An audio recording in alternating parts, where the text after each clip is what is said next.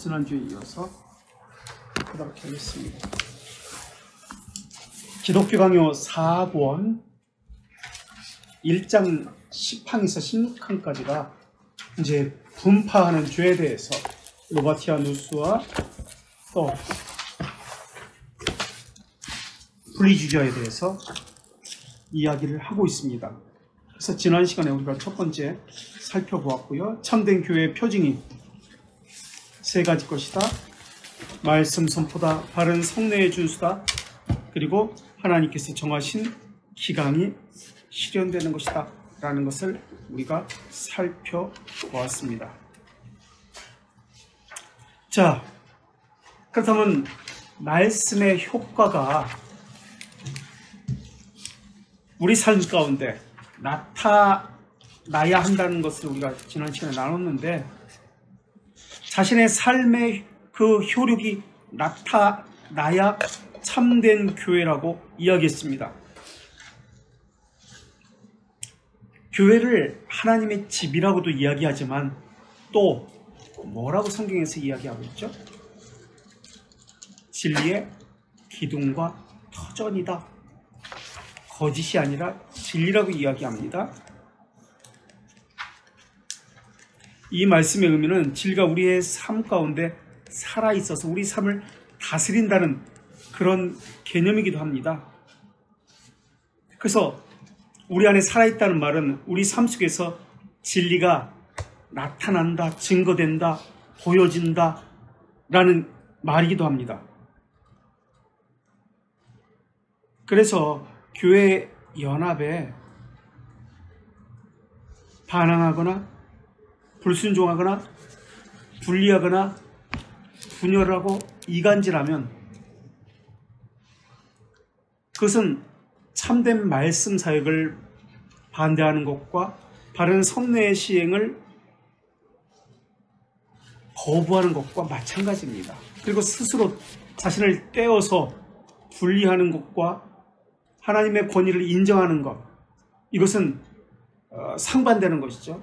그러니까 하나님의 말씀의 권위에 순종하는 것과 자신을 교회에 연합하는 것은 함께 간다는 의미입니다.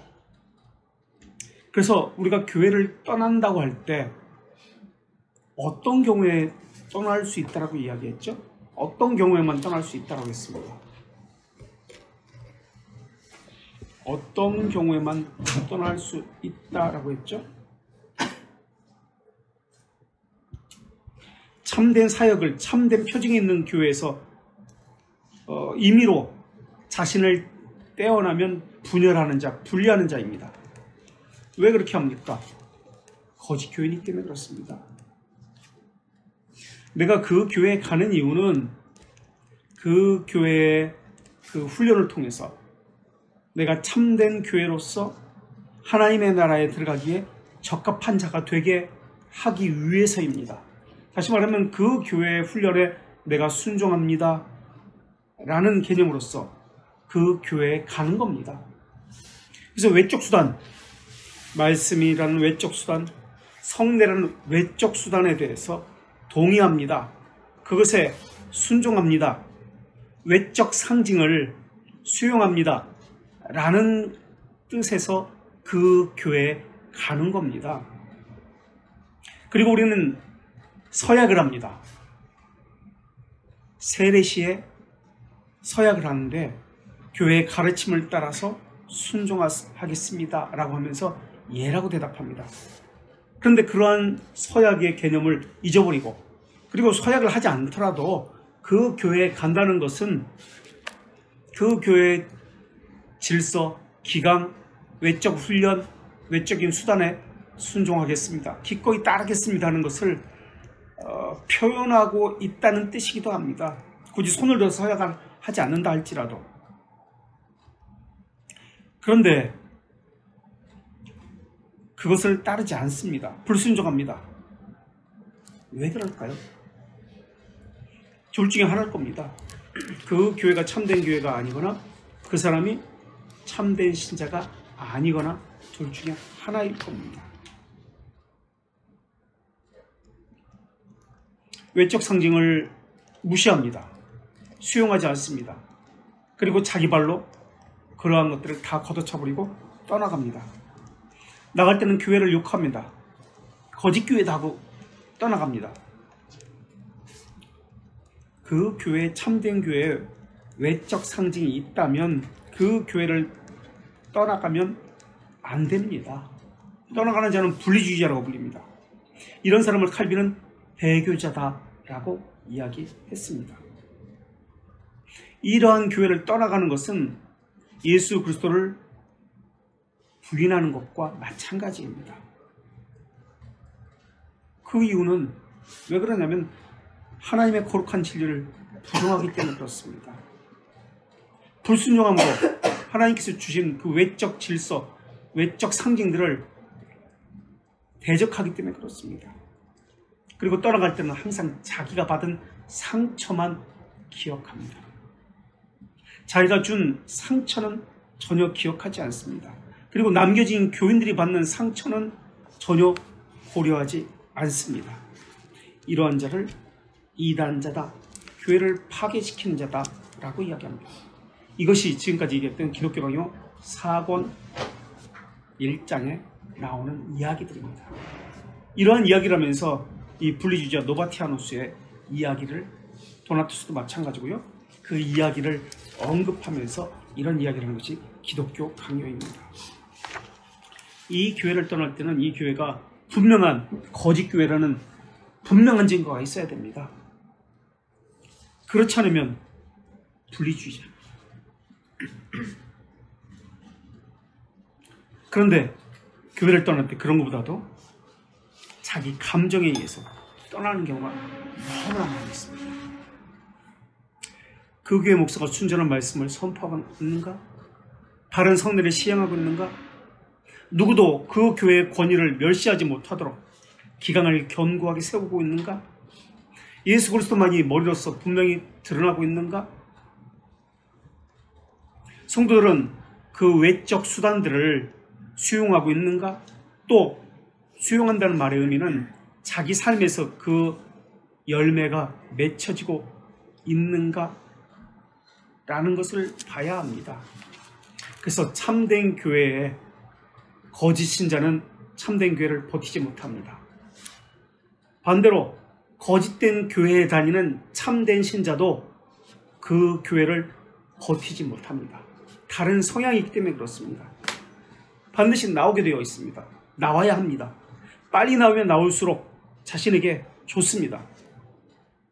그런데 반대로 자기 성향에 맞기 때문에 여기가 좋사오니 하고 나가라고 해도 절대 나가지 않습니다. 참된 교회에 있는 참된 신자는 아무리 핍박을 받는다는 말이 이상하지만 핍박을 받고 책망을 받는다 하더라도 절대 참된 교회를 나가지 않아요. 거짓된 교회에 있는 거짓된 교인들도 거짓 교회를 나가지 않습니다. 물론 거짓된 교회를 나가서 다른 거짓된 교회를 가지 참된 교회를 가지는 않습니다. 그러니까 자기 성향에 맞는 교회를 가게 되어 있다라는 것입니다. 그런데 사탄은 참된 교회의 상징을 없애려고 수단 방법을 가리지 않습니다. 거짓된 교회는 그냥 내버려둬도 거짓된 교회니까 사탄은 건드릴 게 없습니다. 그냥 오히려 잘한다 부추기기만 하면 됩니다. 근데 참된 교회에서는 반드시 그 상징들을 없애려고 사탄이 부다히 노력합니다. 그래야 그 참된 교회의 표지 상징들을 없애야만 자기 사람들을 보호할 수 있기 때문에 그렇습니다. 그래서 사탄은 속이고 관계를 부려서 참된 교회의 상징과 표지를 보지 못하게도 하고요. 또 참된 교회를 거짓된 교회로 만들어가게 합니다. 그리고 참된 교회에서는 참된 교회와 거짓된 교회의 구별을 없애버리려고 합니다. 희미하게 하려고 합니다. 좋은 게 좋은 거지 뭐. 이렇게 만들어요. 물론 이 땅의 교회는 사람들이 모이는 경우이기 때문에 어느 정도의 오류는 있습니다. 완전한 사람은 하나도 없기 때문에 부족합니다. 그래도 수많은 오류가 있다 할지라도 참된 교회의 표지가 분명하다면, 가지고 있다면 그 교회를 절대 떠나서는 안 됩니다. 그렇다면 참된 교회가 지금 우리는 이론적으로는 배웠는데 구체적으로 우리에게 적용하면 어떤 것을 참된 교회라고 할까요? 어떤 것을 순전한 말씀 선포, 예 압니다. 순전한 말씀 선포, 바른 성례, 예 그것도 알고요. 기강이 있어야 된다는 거 알고 있습니다.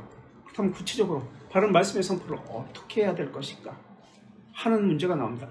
이건 제 개인적인 생각입니다.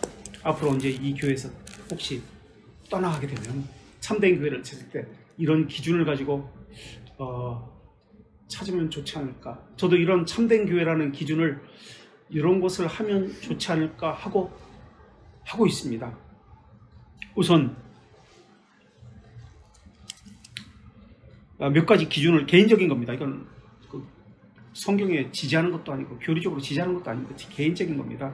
제 경험상 순전한 말씀 선포를 한다고 할 때 몇 가지 기준을 가지고 있는데, 첫째는 말씀과 함께 이 말씀에 해석하는 틀, 교리문답서와 신앙고백서를 가르치고 있느냐를 봐야 합니다.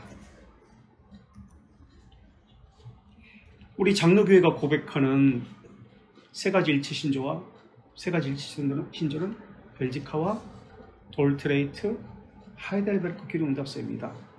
그리고 웨스트민스터 표준문서는 웨스트민스터 신앙고백서와 대소교리 문답서입니다.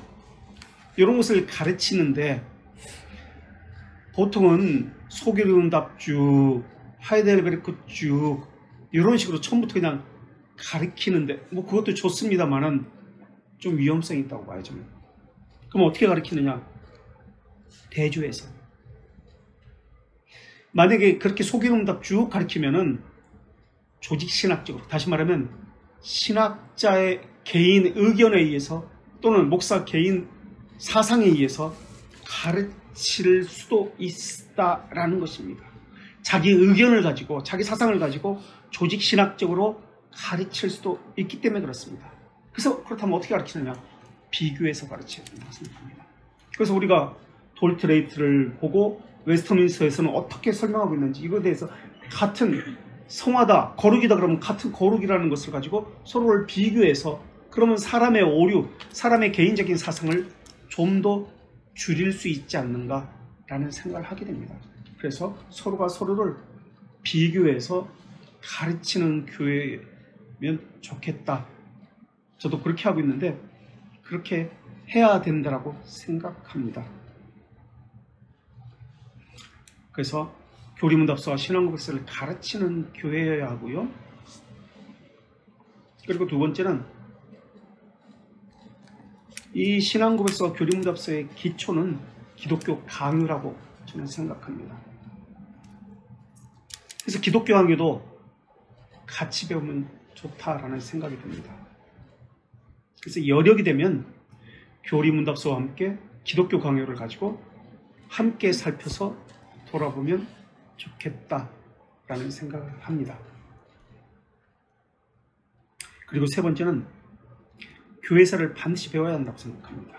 기독교 강요는 좀 무리다 할지라도 교회서와 교리문답서, 신앙고백서는 함께 배워야 한다고 생각합니다. 왜냐하면 그래야 신앙의 선배들이 하나님의 뜻을 어떻게 해석했는지, 어떻게 자신의 삶에 그 교리를 적용했는지, 어떻게 교리와 신앙고백적 삶이 어우러지고 조화를 이루었는지 알 수 있기 때문에 그렇습니다. 그래서 신앙고백서를 바르게 해석했는지는 교회사를 통해서 점검할 수 있기 때문에 그렇습니다. 예를 들어서 지금 우리가 배우고 있는 이 분리주의자 노바티아누스 같은 경우 잘못한 게 없어요. 도나투스파 같은 경우에 교회를 지켰어요. 오히려 담임 목사가 교회를 버리고 도망갔습니다. 우리 같으면은 교회를 지킨 이 집사, 이 사람들, 도나투스 같은 사람들이 더 훌륭한 사람으로 그렇게 이야기했을지도 모릅니다. 그러나 교회 역사는 그렇게 이야기하지 않습니다. 분리주의라고 이야기합니다. 왜 분리주의자냐? 그한 이야기는 우리가 이미 배웠으니까 더 이상 하지 않아도 됩니다. 이 땅에 완전한 자 없습니다. 죄들의 용서가 교회의 관문입니다. 이러한 것을 통해서 해석할 수 있는 눈을 길러야 한다고 봅니다. 그래서 교리로 배운 것은 교회사로 다시 한번 점검을 해야 합니다. 그래서 신앙 고백서를 바르게 해석했는지 어떻게 자신에게 적용했는지 이 교회사를 배우는 것은 정말 중요하다고 생각합니다. 그래서 어떻게 순전한 말씀이 선포되었는지 이것을 점검하는 교회사와 신앙 고백서를 가르치는 교회를 갔으면 좋겠다라는 생각이 듭니다. 교회사를 가르치는 교회가 제가 알기로는 그렇게 많이 없을 거예요. 쉬운 게 아니라 그래요. 삶의 적용은 쉽지가 않아요. 교회에서는 내용만 가지고 이야기하는 경우는 있을 수 있지만 삶의 적용 가운데 우리의 신앙의 사상적 배경이 무엇인지 교회사를 통해서 점검해 볼 때 이 선명히 드러나거든요. 이게 쉬운 게 아닙니다. 그래서 그래요. 특히 근현대의 교회사 가면은 더더욱 이것이, 왜냐하면 우리와 가까운 시대의 사람들의 모습들이니까 우리에게 직접적으로 영향을 끼치기 때문에 초대교회와 우리와는 너무 먼 것 같고 와닿지도 않는 것 같은 소설 속에, 공상소설 속에 숭배했다, 이거 어떻게 그런 신앙을 가지, 요거로 감탄하고 말지. 그러나 근현대 교회사 이분들은 우리와 얼마 차이가 나지 않기 때문에 그래서 우리의 신앙이 이런 거구나 라는 것을 깨닫게 될 것입니다. 어쨌든 이렇게 해서 점검하는, 자기의 신앙을, 자신이 배운 교리를 점검하는 수단이 교회사로서 중요한 역할을 한다. 그리고 네 번째, 이러한 것이 삶의 열매 가운데 드러나야 한다고 생각합니다. 이론적으로 이것을 배울 수도 있습니다. 삶 가운데 어떻게 이것이 적용되어지는지. 그래서 네 번째는 바른 말씀이 선포된다는 개념으로서 묵상, 말씀 묵상을 하는 교회여야 한다고 생각합니다. 이 네 가지 기준을 가지고 참된 교회를 찾아보십시오. 물론 다른 것도 필요하겠지만 우선 순전한 말씀이 선포된다는 그런 측면에서 하는 얘기입니다. 이 묵상은 큐티가 아닙니다. 큐티하는 교회는, 대형 교회는 웬만하면 큐티 다 합니다. 각자 자기 교회에서 큐티 책까지 나옵니다. 한국에 27개의 큐티집이 출판사 가운데 시중에 나오는데 대부분의 그 20개 이상의 그 큐티 책은 개교에서 나옵니다. 개교에서 출판사를 만들어가지고 개교의 성도들을 가르치기 위해서 만들어진 것이 큐티 책입니다. 그래서 큐티를 이야기하는 것이 아닙니다. 그래서 우리가 묵상에 대해서 지금 하고 있는데 로마 카톨릭의 묵상과 우리 개혁파의 묵상은 완전 다릅니다. 그 사상적 뿌리도 달라요. 로마 카톨릭의 사상적 뿌리는, 그 묵상은 어디에서 철학을 가졌는지 아세요? 어디에서 철학을 가졌을까요? 로마 카톨릭식의 이 묵상, 우리가 신비주의에 대해서 배웠습니다.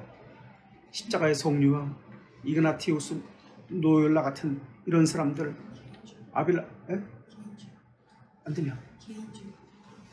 어떤 사상, 어떤 철학,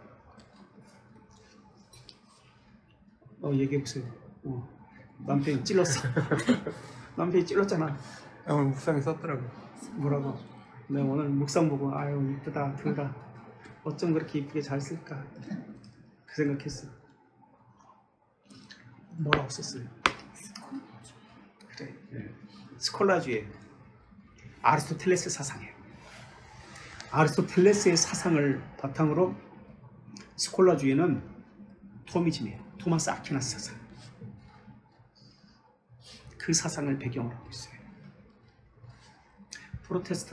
우리 개혁파는 달라요. 플라톤주의적 철학적 사고를 이야기한다면 굳이 플라톤적 사상이에요. 하늘에 관심을, 신에 관심을 두는 것이고 하늘에 관심을 두는 것이 플라톤이라면 아리스토텔레스는 땅에 사람에게 관심을 두는 거예요. 아래로부터 거꾸로의 신학이에요. 플라톤의 신학은 플라톤의 철학이지 신학이 아니라 위로부터 아래로 철학이에요. 그리고 우리는 칼빈주의라고 이야기해요. 칼빈주의적 사상을 가지고 있어요. 그런 묵상을 하고 있어요. 어쨌든 기독교인의 전통이 기본적인 신자의 배경, 삶의 모든 기초가 묵상입니다. 그래서 말씀 묵상이 교회 가운데 다 행해져야 한다고 생각합니다. 기본적으로 이 네 가지가 있는 교회가 참된 교회, 순전한 말씀을 가졌다라고 저는 생각합니다. 이건 개인적인 겁니다. 어떻게 보면 다 타당하지 않나요? 청교도들은 이제 주일날도 이야기하겠지만 계속해서 말씀 묵상에 대해서 두 가지 주제를 가지고 두 가지 부류를 가지고 묵상을 했어요. 하나는 실천적인 겁니다. 삶의 적용. 하나는 지성을 살리는 것. 이 실천적인 것은 정서를 살립니다. 감성을 살리는 거죠. 감정이 아니라 실천적인 것은 감성을 자극해서 하나님을 향해서 더 뜨겁게 사랑하도록 불태우는 것이 실천적인 묵상입니다. 그 자기 성찰과 관련된 묵상입니다. 그리고 또 하나의 부류의 묵상은 두 가지 묵상인데, 하나는 천국이라든지 이런 성경의 교리와 관련된 이런 묵상을 했습니다. 이것이 아까는 정서, 성향의 그 감성에 관한 실천적인 묵상이었다면, 이거는 지성에 관한 묵상입니다. 자신의 지성을 견고히 하고 더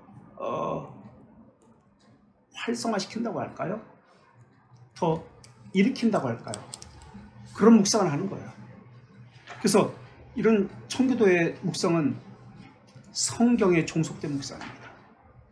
그런데 로마 가톨릭의 묵상은 성경에 종속시키는 것에서 벗어납니다.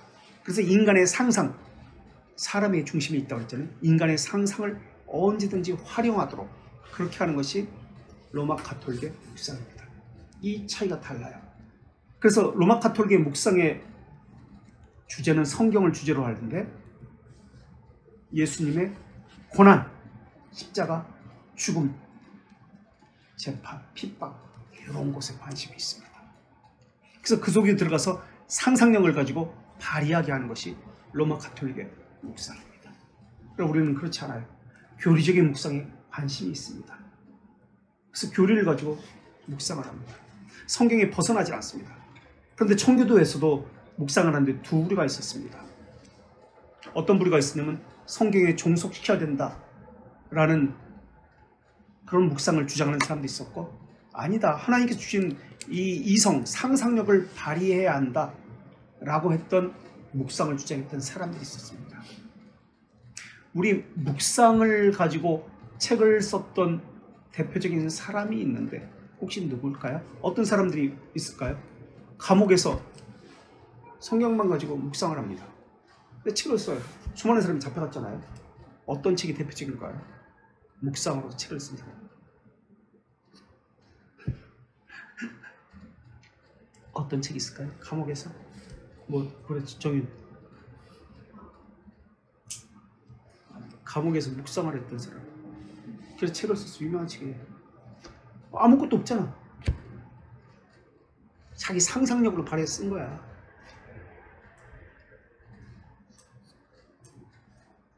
성경만 가지고 묵상을 했어.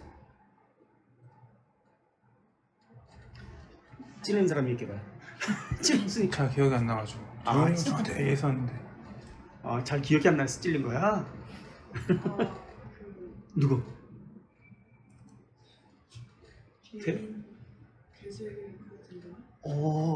그건 자기 자서전이고, 그것도 맞아요.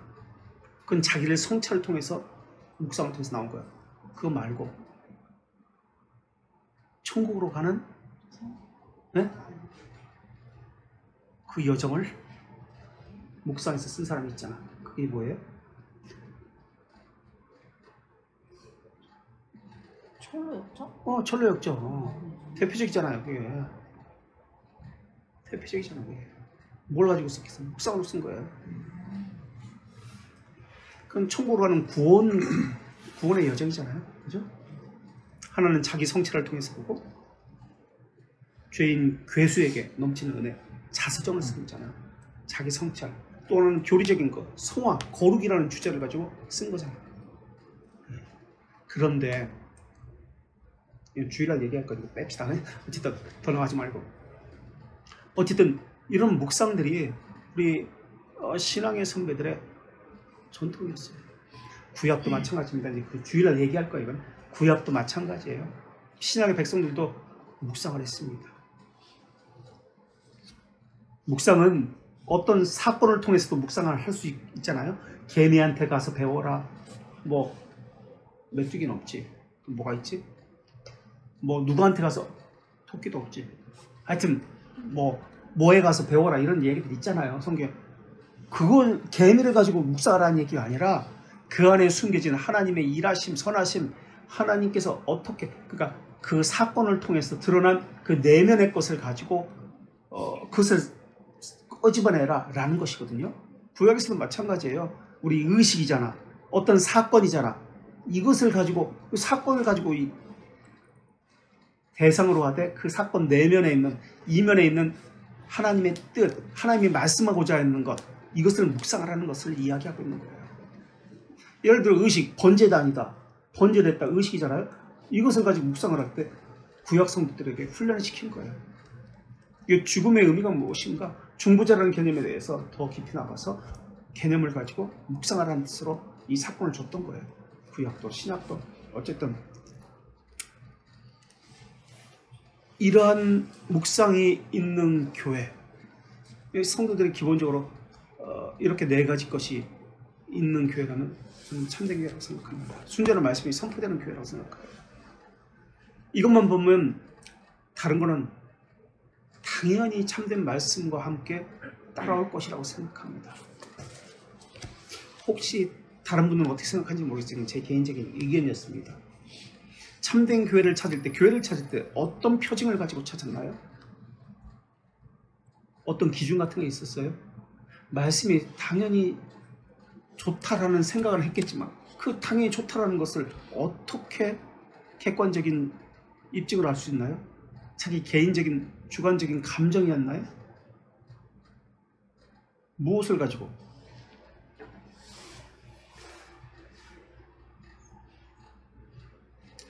얘기해 보실래요? 무엇을 가지고? 참된 교회라고 생각했어요. 이것이 바른 진리라고 생각했어요. 무엇을 가지고? 어떻게? 각자마다 다를 수도 있고. 전 요 네 가지 것을 가르치는 교회라면 언제든지 적극적으로 추천할 수 있다고 생각합니다.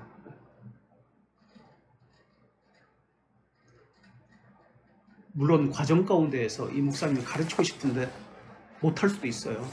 여기 안 돼서.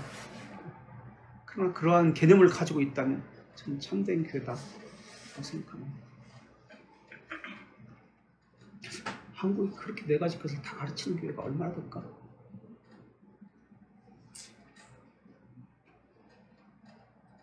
어쨌든 그게 제 개인적인 생각입니다. 여기까지 듣고 한번 이야기해 볼까요? 각자 생각.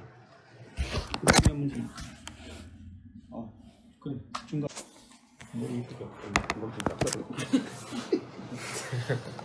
우리 네 가지 것을 이야기했습니다.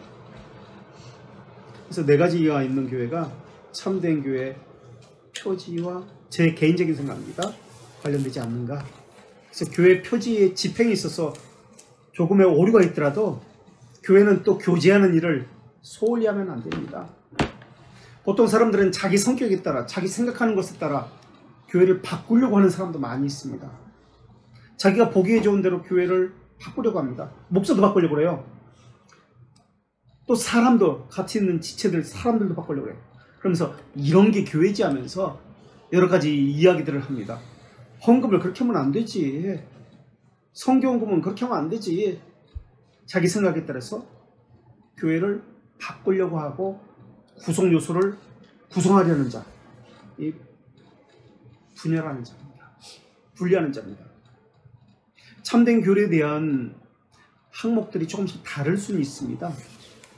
그러나 비본질의 문제를 가지고 교회를 이간질해도 안 됩니다.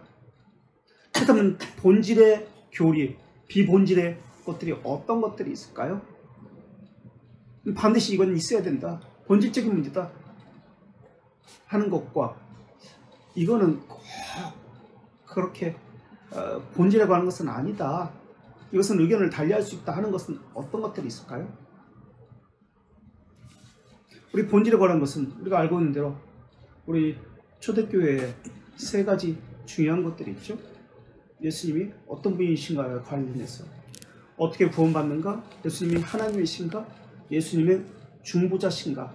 어떤 중보자신가? 이러한 것들과 관련된 것이 이제 참된 진리에 관한 것이죠. 본질에 관한 것이죠. 그렇지 아니하고 비본질적인 문제는 새를 어떻게 봤지? 물속에 들어가나? 아니면 물을 뿌리나? 캄보디아, 베트남인가? 캄보디아라고 알고 있는데 캄보디아에서는 우리 장로교 선교사님들이 목사님들이 세례를 줄 때 우리 여기처럼 물을 이렇게 뿌리지 않아요. 물을 적시지 않아. 그럼 강에 가가지고 침례를 준대요. 왜냐면 거기에 전통적으로 귀신을 쫓아내는 건가 무슨 우상 숭배와 관련해서 미신적인 어떤 행동이 물을 이렇게 뿌리는 이런 게 있대요. 그래서 그렇게 하면 미신적인 거 우상적인 그런 식으로 받아들인다고 해서 침례를 행한다고 그러더라고요. 장로교도. 그래서 이런 문제들 그리고 뭐 예수님의 재림이 언제 있는가 전천년 후천년 무천년 이런 것과 관련해서도 비본질적인 것이죠. 예를 들면 이런 것들이에요. 아직 명확하지 않은 것들. 그래서 그런 것을 가지고 교회를 이간질하고 갈라놓으면 안 된다라는 겁니다. 그러나 어찌됐든 교회에 훈육을 받겠다고 왔다는 것, 이 교회에 왔다는 것은 그 질서의 규율에 순종해야 한다라는 겁니다. 그리고 그 기준은 항상 성경입니다. 그리고 비본질적인 것과 본질적인 것에 또 차이가 있을 수 있습니다. 비본질적인 것 중에서도 차이가 있습니다. 이러한 경우에는 이것이 과연 하나님의 영광과 덕이 되는가, 이웃에게 덕이 되는가를 고려해야만 합니다. 이것을 했을 때 지체들에게 유익이 되고 덕이 되는가, 하나님의 영광이 드러나는가를 살펴야 합니다. 아디아포라의 문제라고 이야기하죠. 이것은 또 연합에 기여하는가 이런 것을 살펴야 됩니다. 그렇다고 교회를 동아리 모임으로 만들면 안 됩니다. 교회 모든 교회는 은혜의 측량에 따라서 공개적 훈계에 대한 책임이 있습니다. 그래서 개인이 아닙니다. 우리입니다. 항상 모든 사람이 함께 책임을 져야 됩니다. 참된 교회는 사실은 불가시적 교회죠. 이것은 하나님에게만 알려져 있습니다. 사람의 측면에서 파악하기는 어렵습니다. 모두가 자기 교회가 참된 교회라고 이야기합니다. 이단들도 마찬가지예요. 자기 교회가 좋은 교회라고 이야기합니다. 모든 교회가 그렇습니다. 어떤 교회가 참된 교회인지는 하나님의 말씀의 성경의 근거에서 부지런히 그리고 신중하게 분별해야 합니다. 이 가시적인 교회 중에서 참된 교회를 분별해야 되는데 사실 가시적인 교회는 쉽지가 않습니다. 우리에게 오류가 있기 때문에 완전하지 않기 때문에 그렇습니다. 그래서 더더욱 신중해질 수밖에 없습니다. 그렇다고 해서 우리가 가시적 교회 중에서 참된 교회다, 거짓된 교회다 전혀 알 수 없다는 뜻은 아닙니다. 참된 교회는 분명히 드러나기 때문에 그렇습니다. 이게 벨지카의 고백이기도 합니다. 그러나 인간적인 판단에 머물지 말고 하나님의 속성과 말씀의 인도를 받아서 살펴야 합니다. 그래서 참된 교회는 지난번에도 말씀드렸지만 목사도 문제지만 목사를 살피는 것도 있어야 되지만 그 교회에 속한 지체들을 포함하고 있습니다. 물론 목회자는 중요합니다. 참된 목회자는 중요합니다. 그러나 하나님께서는 그들에게 교회의 사명을 맡기고 직분을 주어서 말씀 선포와 성례를 바르게 이행하도록 하셨지만 그 지체들에게 이것이 수용되고 열매를 맺고 있느냐 이것을 살피는 것도 중요합니다. 교회는 로마 카톨릭은 교회라는 개념은 무엇을 교회라고 이야기하죠? 성도가 1000명 있어요. 사제가 한 명도 없어. 교회인가요? 로마 가톨릭은? 아니에요. 성도가 한 명도 없어. 사제 혼자 있어. 교회인가요? 교회예요. 그렇기 때문에 사제 중요해요. 로마 가톨릭은. 그러나 우리는 목사가 한 명도 없어. 성도는 1000명이에요. 그럼 교회인가요? 교회입니다. 그런 측면에서 성도들도 어떤 열매를 맺고 있느냐가 중요합니다. 참된 교회는 목사만 가지고 이야기하는 것이 아니라 성도들까지 포함해서 순전한 말씀의 선포라는 개념은 반대로 순전하게 말씀을 듣고 받아들이고 수용한다는 측면을 포함하고 있습니다. 그래서 우리가 대기도문덕에서 154문부터 159문, 160문 우리가 살펴보았잖아요. 그래서 그 열매를 보고 그 교회가 참된 교회인지 아닌지 그 교인들의 그 삶, 열매를 보고 포함해서 우리가 살펴보게 된 겁니다. 하나님께서는 열매를 맺게 하시기 때문에 그렇습니다. 하이델베르크에서는 분명히 60문인가 58문인가 거기서 감사의 열매를 맺지 않을 수가 없다라고 이야기합니다. 그리스도에게 연합된 자들은 참된 그리스도인은 감사의 열매를 맺지 않을 수가 없다라고 이야기합니다.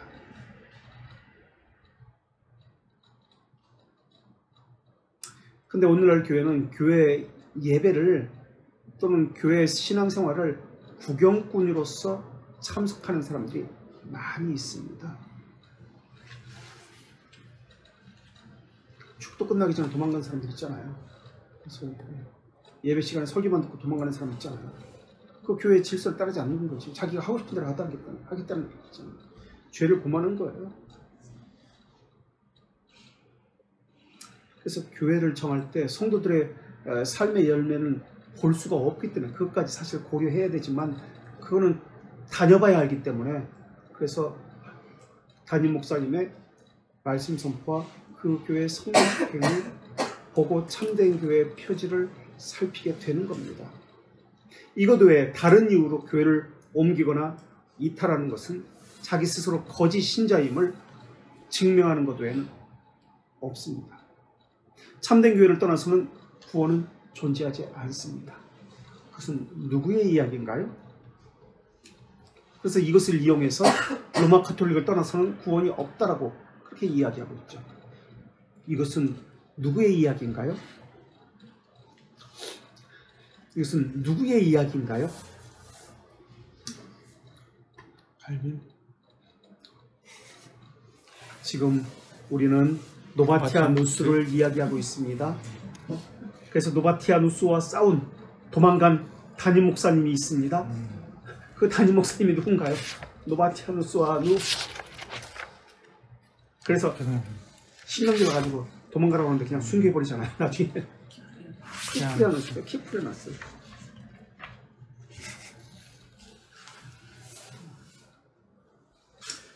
우리 벨지카 29장 읽어주실래요? 29쪽 29장 2양 2절 크게 한번 읽어주세요. 2양 2절 29장 29페이지. 여기서 참된 교회는 알려진 참된 교회의 표지는 다음과 같다. 여기 맞나요? 2양 2절 괄호 2에 2. 네. 여기서 참된 교회는 분명하게 알려질 수 있습니다. 분명하게 알려준답니다. 분명하게. 어느 사람도 자신을 그 교회로부터 분리할 권한을 갖지 못한다. 절대 분리해서 안 된다. 그 사람에게 그 권한을 주지 않았다는 겁니다. 근데 우리는 자기 스스로가 있는 것처럼 이렇게. 그리고 28항 5절 28항 28페이지 28항 5절 그러므로 그 교회로부터 자신을 분리하거나 그것에 가입하지 않는 모든 자는 하나님의 법령에 정반대로 행하는 자이다. 예, 배회자입니다. 분리주의자입니다. 우리 이거 아가타까지 하고 끝냅시다. 한 7분 남았으니까 아가타까지 하고 데추스 핍박을 끝냅시다. 그 다음에 발레리아누스로 가야 되니까 페이지 112쪽 우리가 분리주의자를 했는데요. 데치우스 핍박을 이야기하면서 분리주의자 그러니까 노바티아누스, 키프리아누스의 이야기를 했고요. 기억하시는 하나님 마찬가지로 계속해서 데치우스 핍박을 이야기합니다. 지금 이 기록은 안디옥 감독 파비우스에게 보낸 디오시니우스의 서신에서 기록된 것을 가지고 이야기합니다. 초대교회 순교한 여성들에 대해서 112쪽 이야기 가운데 저에게 큰 감동을 준 순교자는 아가타입니다. 아가타는 우리 옷인가요? 가방인가요? 상표도 있잖아요. 착하다는 뜻. 선. 데시우스 황제 때는 그냥 황제 내 그 집권했을 동안 계속 핍박이 있었어요. 그래서 처음에 나이 많은 메트라스라는 사람이 여자가 검거됐는데 배교하지 않겠다고 하죠. 군이 곤봉으로 때려가지고 얼굴뼈를 부셔버렸어요. 눈가를 뽑고. 그리고 눈가를 뽑히고 얼굴뼈를 부셔져가지고 이렇게 된 상태에서 말에 또 유럽 도시들은 돌 시내가 돌로 되어 있잖아요. 그 돌 로마 시내로 질질 끌고 다녔어요. 그래서 죽였어요. 그리고 돌로 쳐서 마지막에 죽입니다. 그 다음에 퀴타르는 여성도 마찬가지로 우상 성전으로 데리고 갑니다. 그 로마 신이 섬기는 성전 있죠. 거기 너 여기서 절하라, 분양하라 하니까 싫다고 하니까 이제 말로 묶어서 질질 팔을 묶어가지고 질질 도로를 끌고 갑니다. 그리고 돌로 쳐서 죽입니다. 이제 그 여기 내용 가운데 아가타라는 여성이 있습니다. 시칠리아 카타리나 시칠리아는 그 제일 밑에 지역 그죠? 시칠리아 마피아 그 섬이 있잖아요. 카타니아 출신 아가타는 매우 부유한 귀족 집안에서 자랐습니다. 기독교에는 그녀는 신앙심 깊었습니다. 하나님께 죽을 때까지 정절을 기원하겠다고 소원했습니다. 평소 그녀의 미모를 눈여겨보던 로마의 집정관 퀸티아누스가 이 집정관입니다. 집정관은 다음 황제가 될 수 있는 그런 원로원 출신 중에 뽑히는 사람이 집정관입니다. 대단한 사람이죠. 퀸티아누스가 청혼해보자. 다음 황제가 될 수도 있는데 그냥 우리 같으면 그래? 어휴 왕비가 되네? 결혼할 텐데 이런 지하에 결혼 거절했습니다. 퀸티아누스는 거절을 당한 후에 자존심 상했습니다. 사랑하는 만큼 증오심이 시작됐습니다. 우리가 이해가 돼. 그죠? 남자 이해되죠? 그래서 자존심이 상한 퀸티아누스는 그녀가 로마 제국이 금지하는 종교는 기독교를 믿고 있다는 사실을 알고는 앙심을 품고 체포해서 법정에 출두시켰습니다. 법정에 끌려나온 아가타에게 퀸티아누스는 만약 기독교 신앙을 버리지 않으면 처벌했다고 사실 그 얘기가 아니지 자기한테 시집오라는 얘기겠죠. 그죠? 처벌하겠다고 위협했습니다. 그러나 아가타는 전혀 두려워하지 않았습니다.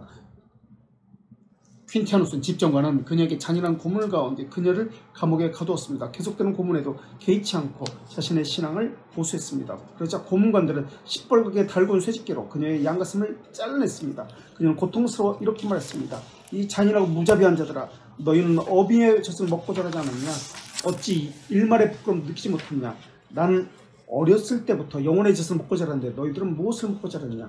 자신의 몸 일부가 잘려나가는 고통을 당할 때 아가타의 마음이 어땠을까요?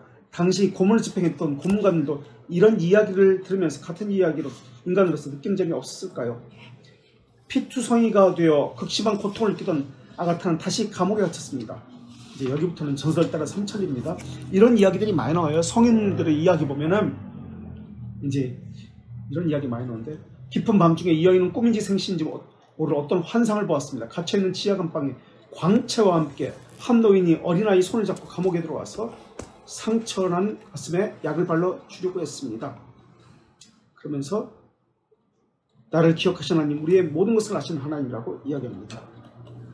약 발라주고 회복되었다고, 그리고 순교됐다고. 그냥 약 바르지 말고 그냥 순교시키지. 하여튼 이런 이야기들이 이 사실일까? 이런 건 꾸며낸 이야기가 많을 가능성이 많습니다. 이 시기에 순교한 여인이 또 있었는데 알렉산드리아의 아폴리니아입니다. 이 사람은 아폴리니아 하도 얼굴을 맞아가지고 이빨이 다 부러지고 다 뽑혔어요. 이를 이제 처음에 맞아가지고 부러지고 입을 뽑는 거예요. 다. 그래서 이 사람은 치과의 후원자, 그러니까 수호 성인이 됩니다. 아폴리니아. 이 사람은 여부사제였어요. 그러니까 여집사. 존경받는 사람이었습니다. 턱이 부러지고 이빨이 다 뽑혔습니다. 귀족 가문의 여인이었어요. 턱이 부서졌죠. 고령의 나이였습니다. 근데 이제 사진에 보면은 젊은 여자가 치과 옛날에 보면 집게 같은 거 있잖아요. 집게 들고 있는 이런 그림이 있어요. 이 사람이 성 아폴리니아다. 그래서 외국에는 세인트 아폴리니아 치과라는 이름이 많습니다. 치과의 수호성인이기 때문에. 그리고 전설 따라 삼천리에 하면 이제 화형을 당해서 죽는데 뭐라고 소리치며 죽었냐면 치통으로 고통받는 이들을 구원하소서라고 죽었다고 합니다. 그래서 치과의 수호성인. 하여튼 전설 따라 삼천리야. 그 아파 죽겠는데 이빨 아파서 고통받는 사람을 구원해 주소서. 어쨌든 이 아가타는 죽은 지가 지금 2세기잖아요. 지금 3세기잖아요. 3세기 초잖아요. 2세기니까 210몇 년이니까 해골이 뼈가 유해가 있을까요? 없을까요? 지금까지. 좀 전에도 저기 오면서 보고 왔어요. 제가. 보고 온 게 아니라 사진을 보고 왔어요. 해골하고 뼈가 있습니다. 대단해. 2000년 지났는데 거의. 그게 누구 건지 어떻게 알아요? 몇백 년 지나도 모를 텐데. 그냥 이름 써놓으면 그러니 하고. 근데 사람들은 거기 가서 돈 내고 기도하고 그러죠. 하여튼 그렇습니다. 아가타. 그 시기에 또 주도한 파비아누스라는 사람이 있습니다. 이 사람은 로마의 대의원입니다. 로마 감독이 죽자 이제 감독을 선출해야 했습니다. 근데 남자예요. 파비아누스. 근데 하늘에서 흰 부들그가 내려와가지고 이 파비아누스 머리에 앉았다고 합니다. 그래서 사람들이 파비아누스 외쳤다고 해요. 그래서 로마 감독이 되었다. 그래서 14년간 로마 감독으로 했다. 그리고 데치우스 때 참수용을 당했다. 키프리아누스와 동시대의 사람이기 때문에 지금 제가 이야기합니다. 그래서 키프리아누스는 이 파비아누스를 그 누구도 견줄 수 없는 사람이다라고 이야기합니다. 그리고 그 시신은 칼리스투스 카타콤에 묻히게 됩니다.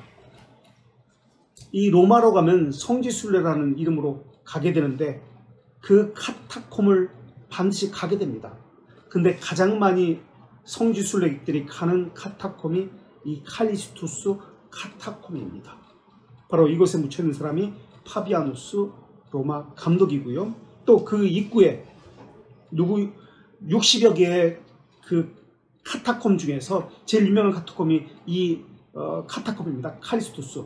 또 유명한 카타콤이 뭐가 있냐면 세바스티아노 카타콤, 또 도미틸라 카타콤, 이런 카타콤이 있는데 가장 규모도 크고 가장 유명한 것이 칼리스투스 카타콤인데 그 입구에 체칠리아의 시신도 여기 있다고 합니다. 음악가의 소설. 그리고 순교자는 아닌데 이 시기에 핍박과 고문을 받았고 감옥에 갇힌 사람이 있었는데 오리게네스입니다. 알렉산드리아 교리학교 교사였습니다. 아버지는 세베루스 핍박 때 순교했죠. 어쨌든 이 시기에 세베루스 시기에 고문을 받았습니다. 자, 내 심정이 아파요. 이러한 이야기들은 황금 전설이라는 그 책에서 그 로마 카톨릭의 전설들이 있잖아요. 전설 따라 삼천리. 그것을 써놓은 책인데요. 황금 전설. 엄청 두꺼워요. 이렇게 두꺼워요. 이 책에 지금 각주에 나오죠. 황금 전설이라는 책에 나옵니다. 그 책 보면은 이제 전설 따라 삼천리. 허황된 것들. 허황됐는지 진짜 있는지 모르겠지만 내가 믿음이 없었는지 모르지만 어쨌든 이런 이야기들이 많이 나옵니다. 하늘에서 노인이 나타나가지고 고쳐줬다. 근데 왜 죽여? 살려주지. 어쨌든 그런 이야기들 많이 나와요. 내 심정이 아파요. 기독교인들 가운데 지금도 어려운 당하는 사람이 있을 것입니다. 기독교인답게 설레치면 정말 할 말도 못하고 벙어리처럼 침묵을 지켜야 합니다. 내일도 아닌데 때로는 내일처럼 해야 되고 바보처럼 모르는 자처럼 어리석은 자처럼 손해보고 살아야 하는 순간들이 얼마나 많은지 모릅니다. 이 모든 것을 주님께서 다 하시고 갚아 죽을 것을 믿으면서 자신을 죽이고 사는 분이 많습니다. 이런 상황에서 신실한 기독교인들은 어떤 말씀의 위로를 받아야 할까요? 자, 왜 이렇게 해야 되는 것이죠? 왜 이렇게까지 하면서 신앙을 지켜야 되는 것이죠? 왜 이 사람들은 무엇 때문에 이렇게 하고 있는 것이죠? 왜 왕비가 되는 것을 거절하면서까지 신앙을 지켜야 되고 이렇게 이빨이 다 뽑혀서 죽고 말에 질질 끌려다니면서 비참하게 죽어가야 되는 것이죠? 귀족이. 116절. 아가타가 말한 주 예수님이 이 부족한 여인을 기억하심을 감사합니다. 이것을 여러분의 상황에 적용해 보십시오. 왜 감사가 나오죠? 그 상황에서. 기억하시는 주님께서 여러분이 흘렸던 눈물을 닦아주실 것을 믿습니다. 그분이 기억하시기에 우리는 소망을 붙잡고 참고 인내할 수 있습니다. 아무도 모른다면 억울하고 원통하지만 전지하시고 공의로우신 분이 아시고 기억하시기에 우리는 눈물을 머금고 견딜 수 있습니다. 예수님께서 시몬의 집에 가셨을 때 한 여인이 옥합을 깨뜨려 예수님의 머리에 부었습니다. 그때 예수님께서 이 여인의 행적이, 이 옥합의 가격이 요즘 돈으로 얼마 정도 되는지 아세요? 제가 또 한번 계산해 봤어요. 이걸 또 언젠가. 이 옥합을 깨뜨려가지고 부었잖아요. 예수님 발 아래. 그랬더니 야, 너 제자들이 이거 비싼 거를 가지고 도와주자. 왜 이걸 한꺼번에 허비에. 향유가 당시는 우리의 은행에 돈을 저축하는 것 같은 그런 저축 수단이었어요. 평생에 모은 거예요. 이 향유가 2천만 원. 2천만 원짜리 부은 거예요. 향수. 예수님. 그때 예수님이 이 여인의 행적이 복음에 전파되는 것마다 기억될 것이라고 하셨습니다. 독자 여러분에게도 이와 같은 위로가 있기를 바랍니다.